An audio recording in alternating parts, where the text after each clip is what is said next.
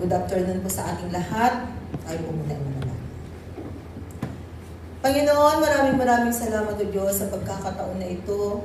Tunay nga po, O God, na sinabi mo sa iyong banal na salita na hindi lamang po kami nabubuhay sa tinapay, kundi higit sa lahat sa mga salitang namumutawi sa iyong mga labi.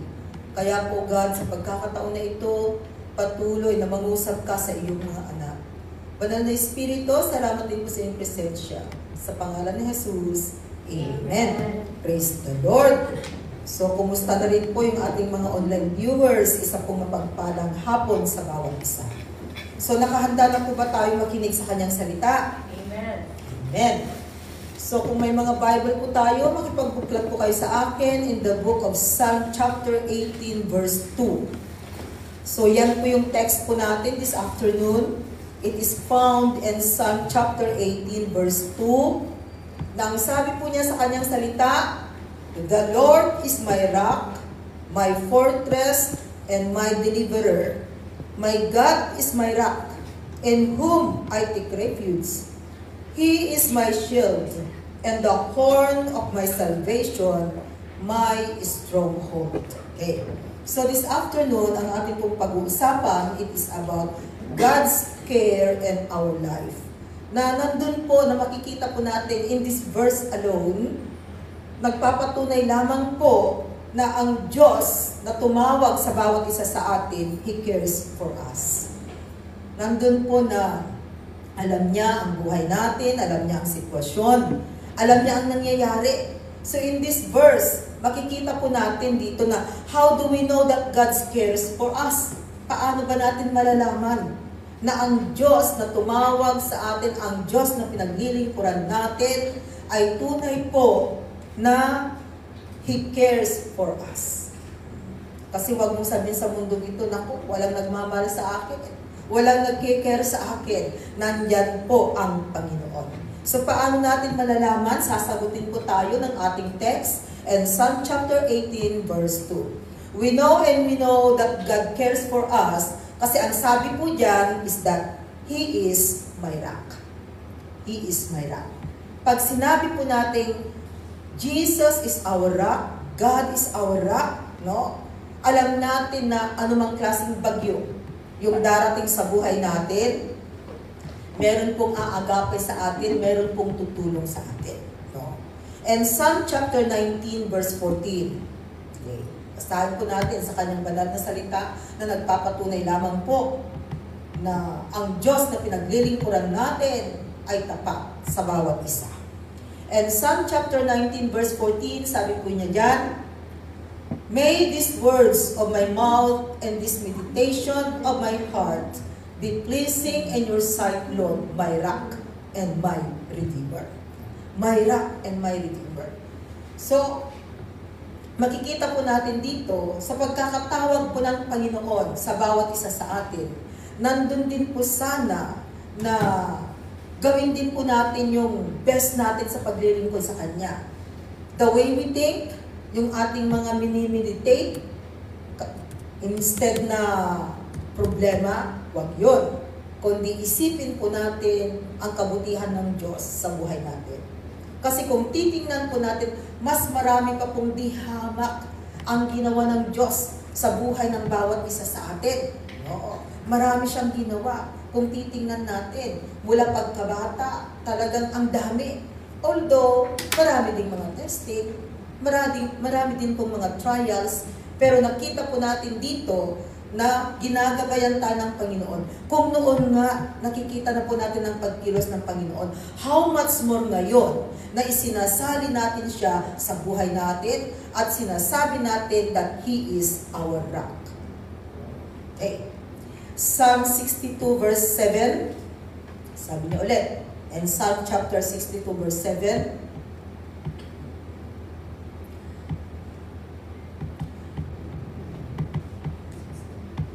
okay, Psalm 62 verse 7.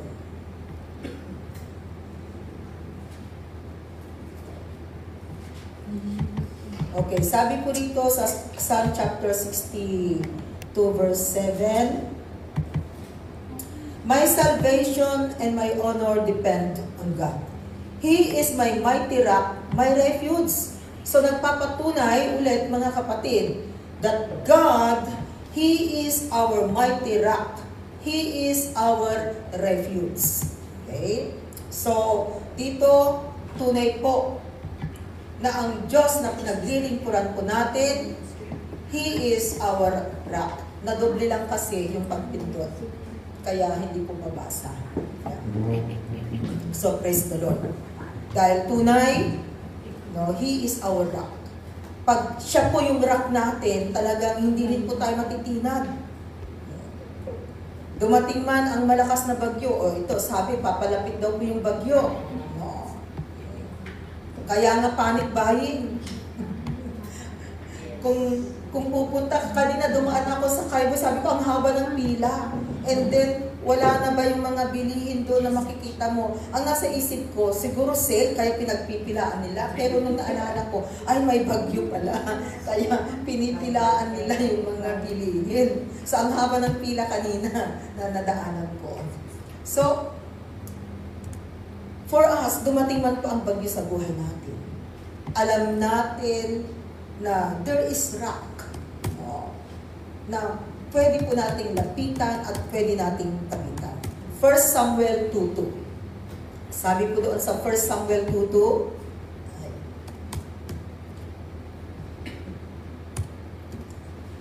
1 Samuel chapter 2 verse 2.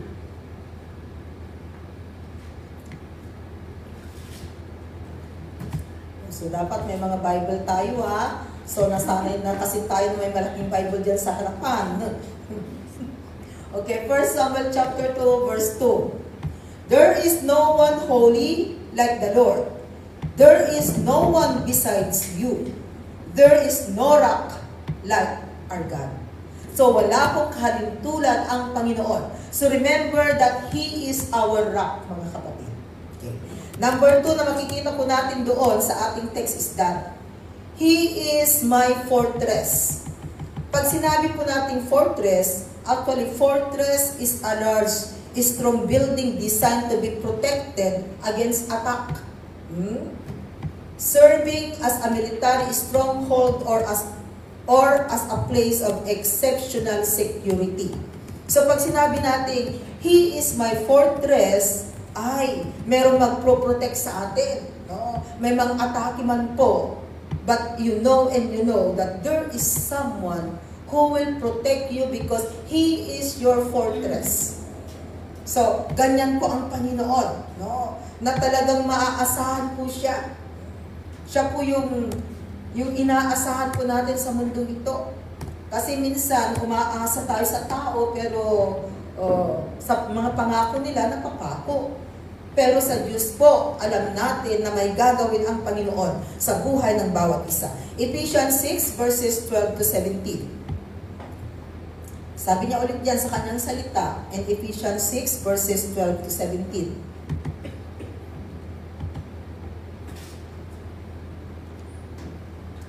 For our struggle is not against flesh and blood, but against the rulers, against the authorities, against the powers of this dark world, and against the spiritual forces of evil in the heavenly realms. So alam po natin na sa mundong ito, hindi po tao ang kaaway natin. No? Kundi ang kaaway po natin ay ang mga masasamang espiritu. Hindi po natin sila nakikita, no? Pero wag pong matakot ang mga mananampalataya dahil alam natin, nakakampi natin ang Panginoon sa lahat po ng laban sa buhay. Verse 13. Next verse, please.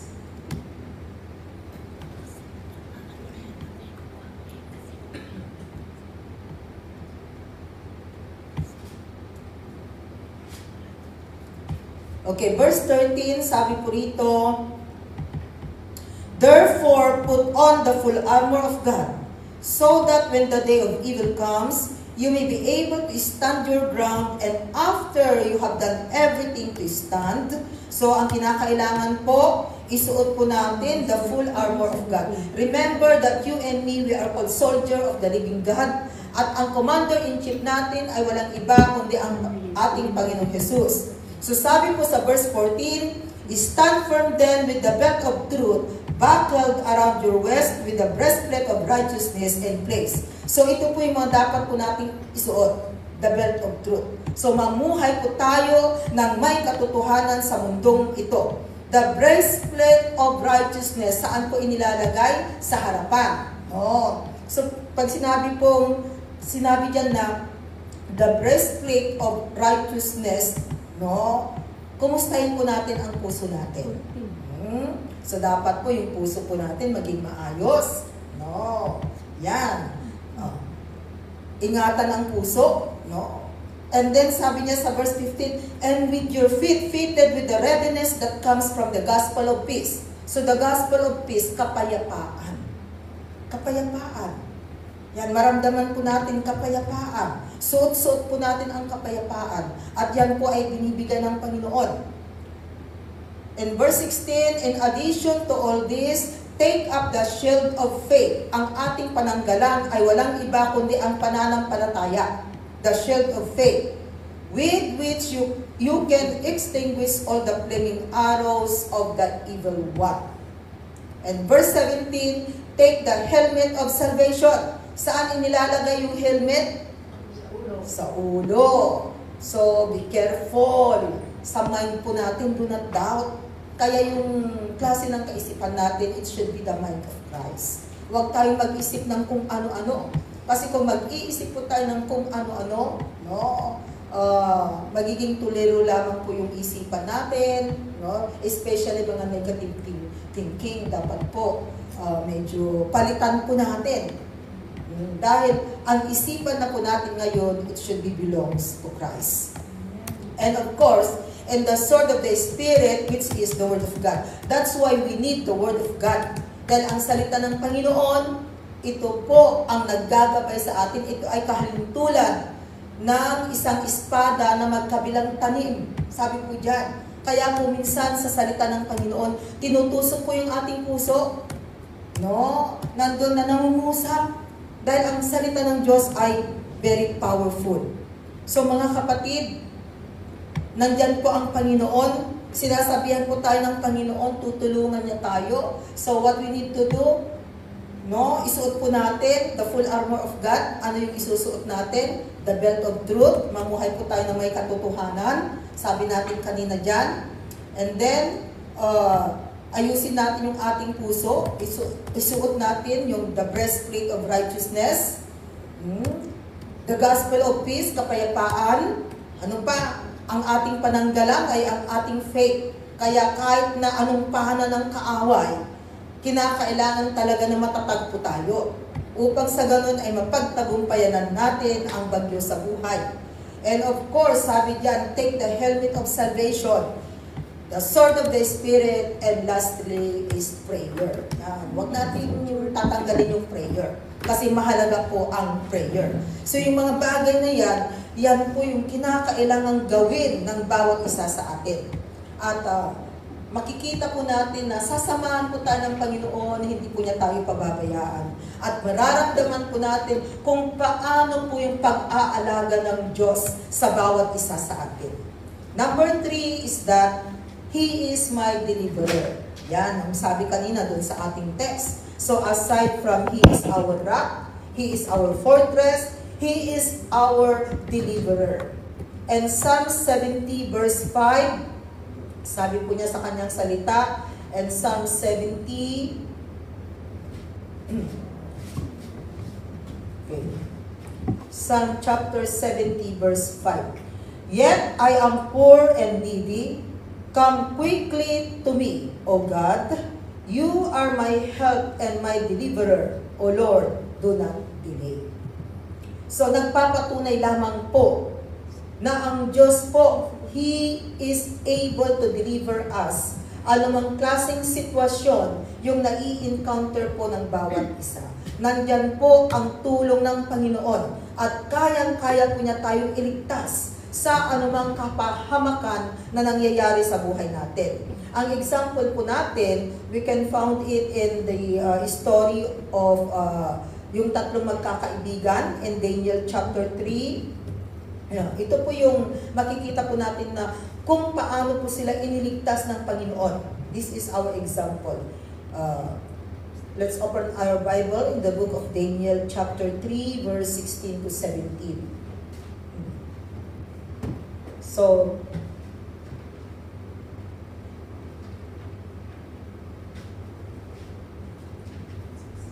okay, sabi diyan, Shadrach, Meshach, and Abednego replied to him, King Nebuchadnezzar, we do not need to defend ourselves before you in this matter. Kasi ang problema during that time, ang nangyari pong senaryo is that itong si King Nebuchadnezzar, siya po ay nagpagawa ng malaking ribulto. At ang utos niya, pag napakinggan ninyo ang mga different kinds of instruments, you're going to bow down.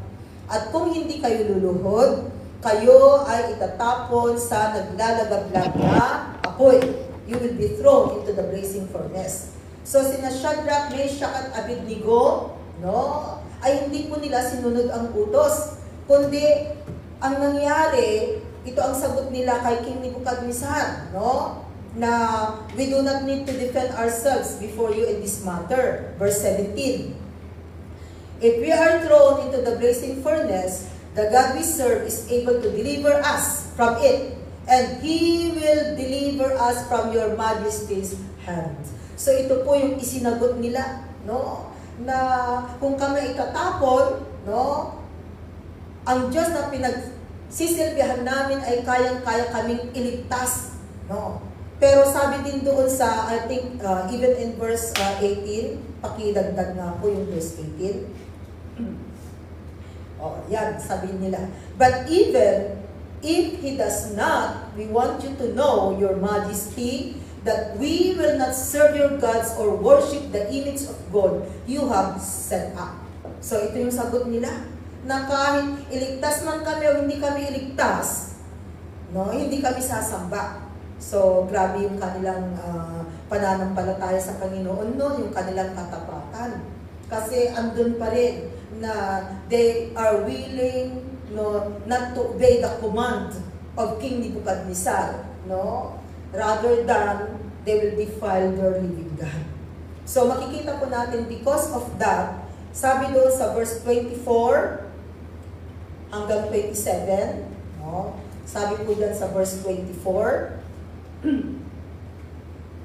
Then King Nebuchadnezzar leaped to his feet in amazement and asked his advisors, Weren't there 3 men that we tied up and threw into the fire? Talagang inihagis ko sila sa blazing furnace sa naglalagablag na apoy.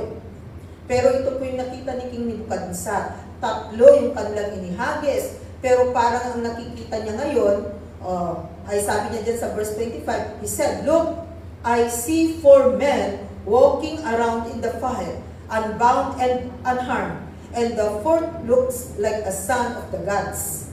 Nebuchadnezzar then approached the opening of the blazing furnace and shouted, Shadrach, Meshach, and Abednego, servants of the Most High God, come out, come here. So Shadrach, Meshach, and Abednego came out of the fire, and the satraps, prefects, governors, and royal advisors crowded around them. They saw that the fire had not harmed their bodies, nor was a hair of their heads singed. Their robes were not scorched, and there was no smell of fire on them. Praise the Lord. So makikita po natin dito kung paano po sila iniligtas ng Panginoon. Na talagang sila ay inihagis doon sa blazing furnace. But you can see the protection of the Lord. Yung milagrong ginawa ng Panginoon.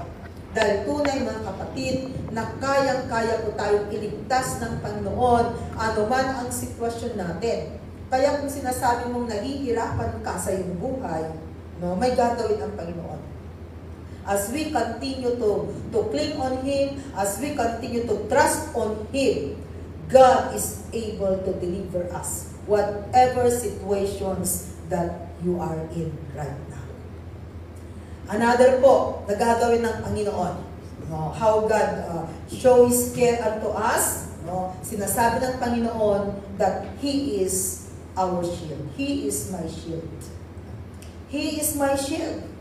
Pag sinabing shield, it is a device carried or worn for protection from harm, or it is a thing or a person that provides protection, shield, pananggalang.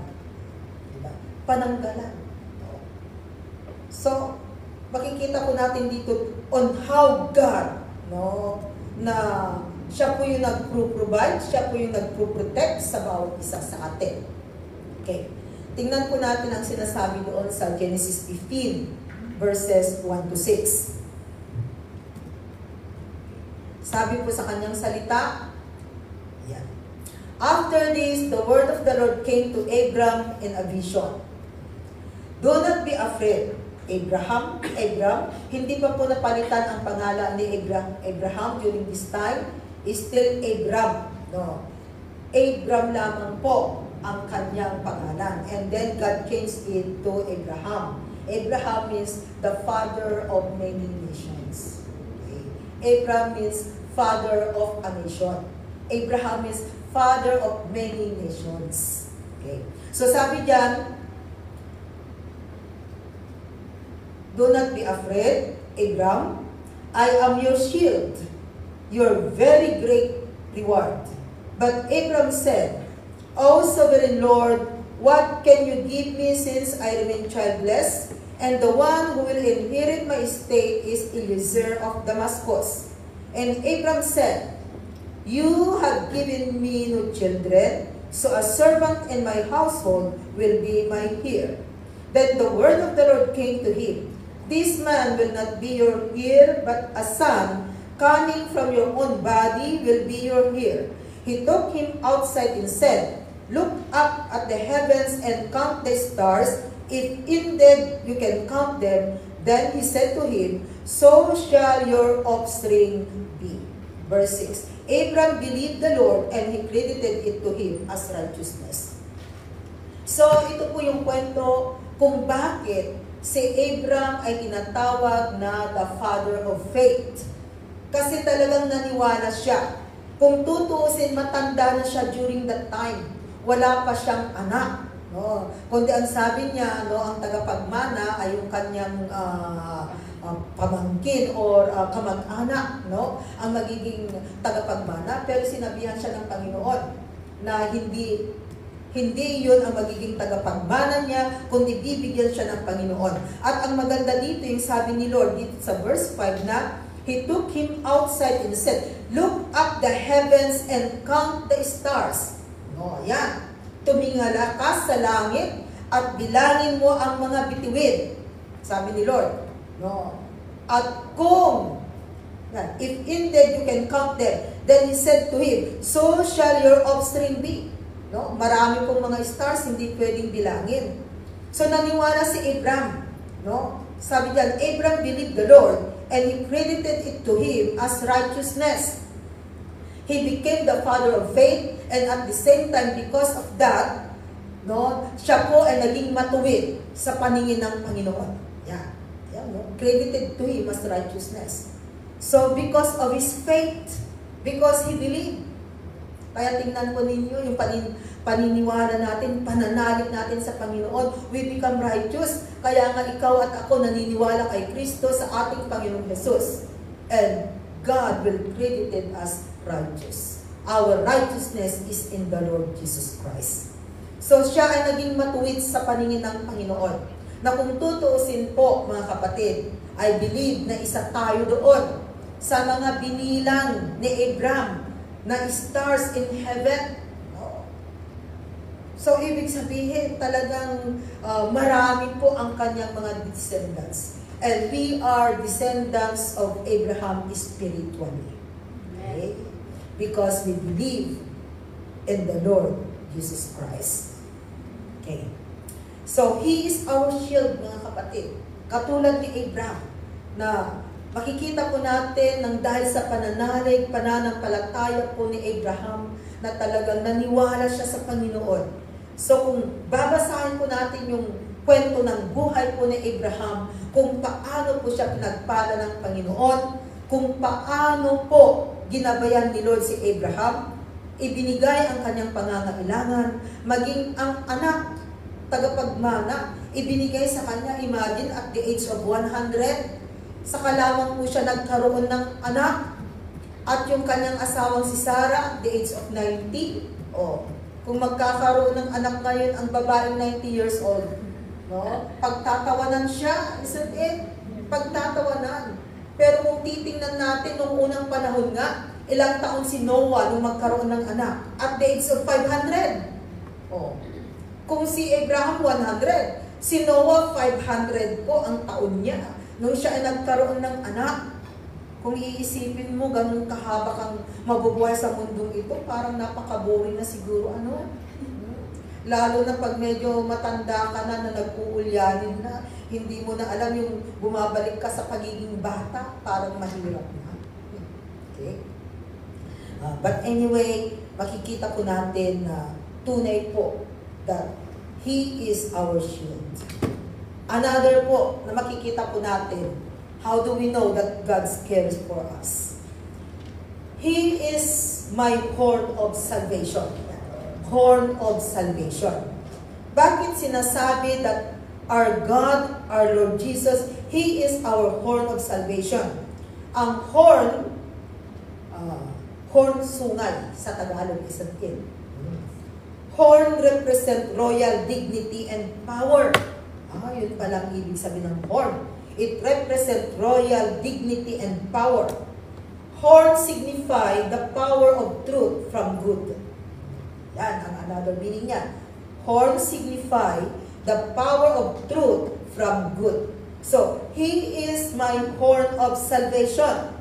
And Luke chapter 1 verse 69, sabi po doon, okay, He has raised up a horn of salvation for us in the house of His servant David. So, the horn of salvation, walang iba po, kundi ang ating Panginoon Jesus. So, He is our horn of salvation, na kung saan talagang bibigyan po niya tayo ng kapangyarihan. And we know that God give us power and authority, no, to cast out demons, to lay our hands on sick people, and they will be healed. So makikita po natin dito mga kapatid, na nung tinawag po tayo ng Panginoon, ay hindi lang tayo tinawag, kundi binigyan na rin po niya tayo ng ating mga pangangailangan, ng ating mga gagabitin, para tayo po ay hindi maging talunan sa mundong ito. So nagpapatunay lamang po na ang Diyos na pinaglilingkuran natin, inaalagaan po niya ang bawat isa sa atin. No? Nandyan po ang kamay ng Panginoon na handang tumulong sa bawat isa sa atin. Kaya wala po tayong dapat ipangamba sa mundo ito. Dumating man po ang bagyo sa buhay, come and go lang po yan. No? Katulad in natural, di ba? Katatapos lang last week. Ayan, meron na naman. No? As of now, signal number 1 na. Mamayang gabi, signal number 3. And bukas, hindi natin alam kung ano ang magiging sitwasyon. But anyway, wala po tayong dapat ipangamba. No? Dahil alam natin that everything hangs on God. So yun po yung kagandahan, mga kapatid. Psalm 75 verse 10. Sabi niya ulit sa kanyang salita in Psalm chapter 75 verse 10, who says, I will cut off the horns of all the wicked, but the horns of the righteous will be lifted up. So, the righteous will prevail no matter how strong the wicked seem to be. Ibig sabihin, kahit na sinasabi natin minsan na bakit ganito na yung sitwasyon ko, bakit ganito nang nangyayari sa akin, hindi ko na maiintindihan, kapatid. As you go on and continue to trust on Him, makikita mo po ang pagkilos ng Panginoon sa buhay mo. Kaya, nagpapatunay lamang po na sa mundong ito, no, ay hindi po tayo talunan pag kasama mo sa buhay natin ang Panginoon.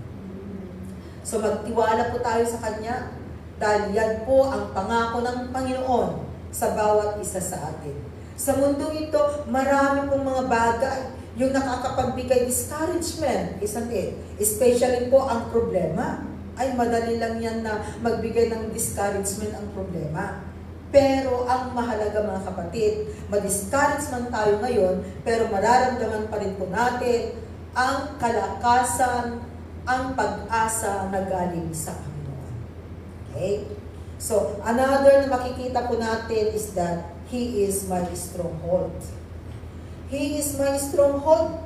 Pag sinabing stronghold, it is a place of security or survival.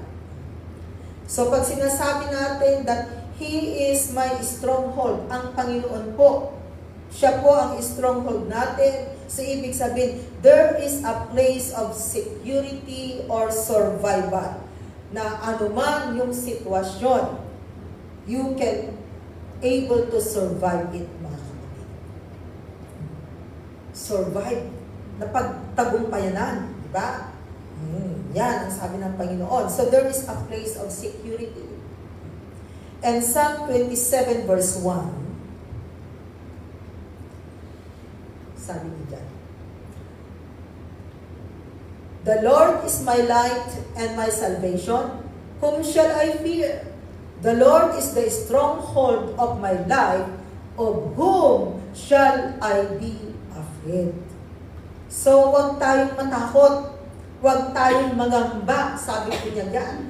Whom shall I fear? Wala akong dapat katakutan sa mundong ito because the Lord is my stronghold. Siya po yung ating security. We are secure sa pagkakaroon po natin ng Kristo sa buhay. So wala po tayong dapat ipangamba, wala po tayong dapat ikatakot, anuman ang sitwasyon, anuman ang nangyayari sa buhay po natin. Dahil alam at alam natin na may gagawin ang Panginoon. Psalm chapter 9 verse 9. Sabi niya ulit sa kanyang salita, the Lord is a refuge for the oppressed, a stronghold in times of trouble. Nagpapatunay lamang po na talagang wala po tayong ibang lalapitan at wala po tayong ibang kakapitan, kundi ang tanging Diyos lamang po na lumalang ng langit at lupa. Ang tanging pag-asa, walang iba kundi ang ating Panginoong Jesus. Dahil tunay, wala po tayong magagawa kung wala siya na naghahari sa buhay natin. Kaya kapit lamang po sa Kanya, no? Especially po sa pang-araw-araw po nating buhay. No? Isalin natin ang Panginoon. May problema man o wala, sige kapit sa Panginoon. No? Para pag dumating po yung trouble sa buhay, yung mga testing sa buhay, nandyan na kaagad ang kamay ng Panginoon, nakikilos po at tutulong para mapagtagumpayanan natin ang laban sa buhay. Okay? So sabi natin kanina, how do we know that God cares for us? Sabi natin, He is my rock. Siya yung bato na pwedeng hindi natitinan. So hindi rin po tayo natitinan because we have Jesus Christ. He is our rock. He is my fortress. Sabi natin na there is someone who will protect us. He is our deliverer. Kayang-kaya po tayong iligtas ng Panginoon anumang klaseng sitwasyon ang nai-experience po natin. He is my shield. Yan. Makikita po natin na talagang yung pagkilos ng Panginoon, yung kanyang proteksyon, nagagawin sa bawat isa. He is my horn of salvation. May kapangyarihan, God will give us power and authority. Hindi po niya tayo pababayan. And of course, He is my stronghold. Na tunay mga kapatid, we are secure sa atin po pagkakaroon ng Kristo sa buhay. Kaya kung meron siya at patuloy na naghahari po sa buhay ng bawat isa, wala po tayong dapat ipangamba. And our conclusion, let's go to Nahum 1 verse 7. Okay. Simple lamang po itong ating mensahe this afternoon. And Nahum chapter 1 verse 7, sabi niya diyan, the Lord is good. Mabuti po ang Diyos, mga kapatid. A refuge in times of trouble. Maaasahan po natin ang Panginoon. Anumang klaseng sitwasyon ang nangyayari sa buhay, maaasahan po natin siya. He cares for those who trust in Him. At alam ko po sa patuloy po na pagtitiwala natin sa Panginoon, no, nandun din po na inihahayag din po ng Diyos ang kanyang pangangalaga sa bawat isa sa atin. 1 Peter 5 verse 7, the last verse. Sabi niya ulit doon, in 1 Peter 5 verse 7, cast all your anxiety on Him because He cares for you. So, ibigay natin sa Kanya lahat-lahat ng ating mga worries, mga anxieties, mga testing, mga trials, mga nararanasan, nararamdaman sa buhay. Just give it to God. Because He cares for you and for me. Kaya manalig lamang po tayo sa Panginoon, mga kapatid. No. Well, dahil alam natin na ni kailanman, hindi po tayo iiwanan ng Diyos. Remember, tao lamang po ang nang-iiwan sa Diyos. Pero ang Diyos ni kailanman, hindi Kanya iiwanan, kapatid, at patuloy Kanyang sasamahan sa buhay mo sa mundong ito. Kaya tayo po ngayon na sinasabi natin na naniniwala tayo sa ating Panginoong Jesus, nandun po sana na wag na po nating iwanan.